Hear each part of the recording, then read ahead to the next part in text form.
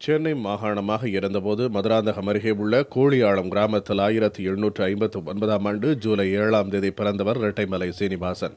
தாழ்த்தப்பட்ட சமூகத்தைச் சேர்ந்த அவரது குடும்பம் அங்கிருந்து தஞ்சை மாவட்டத்துக்கு இடம்பெயர்ந்தது. அங்கு உயர்கல்வியை முடித்த இரட்டைமலை சீனிவாசன் கோவையில் அரசு கலைக்கல்லூரியில் BA பட்டம் பெற்றார். பின்னர் உதகையில் ஒரு நிறுவனத்தில் 10 ஆண்டுகள் கணக்கராக பணியாற்றி வந்த அவர் தாழ்த்தப்பட்ட மக்களின் நிலையைக் கண்டு அதிலிருந்து அவர்களை விடுவிக்க எண்ணி பணியை துறந்தார். அதன் பின்னர் 1891ஆம் ஆண்டு ஓர் அமைப்பை நிறுவி தாழ்த்தப்பட்ட மக்களை ஓரணியில் திரட்டினார்.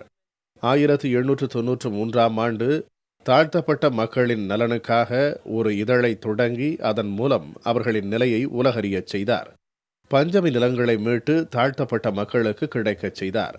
தீண்டாமையை ஒழிக்கவும் தாழ்த்தப்பட்ட மக்களின் நலனுக்காகவும் பல்வேறு செயல் திட்டங்களை தீட்டிய அவர் அவற்றுக்கான நிதி தேடி கப்பல் மூலம் லண்டன் பயணமானார். வழியிலேயே நோய்வாய்ப்பட்டதால் தென்னாப்பிரிக்காவில் இறங்கினார். அங்கு நீதிமன்ற மொழிபெயர்ப்பாளராக பணியாற்றிய இரட்டைமலை சீனிவாசனுக்கு அதே நீதிமன்றத்தில் வழக்கறிஞராக பணியாற்றிய காந்தியடிகளோடு பழக்கம் ஏற்பட்டது. காந்தியடிகளுக்கு தமிழில் பெயர் எழுத கற்றுத்தந்தவர் இரட்டைமலை சீனிவாசன்.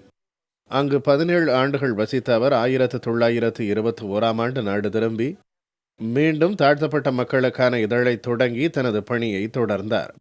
இவரது பணியை பாராட்டி 1926ஆம் ஆண்டு ராவ் சாஹேப், 1930இல் ராவ் பகதூர், 1936இல் திவான் பகதூர் ஆகிய பட்டங்களை ஆங்கில அரசு வழங்கியது.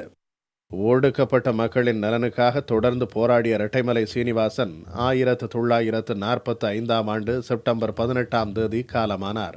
தாழ்த்தப்பட்ட மக்களின் நலனுக்காக தனது இறுதி மூச்சு வரை போராடிய அவர் தற்போதும் தாத்தா இரட்டைமலை சீனிவாசன் என்றே நினைவு கூறப்படுகிறார்.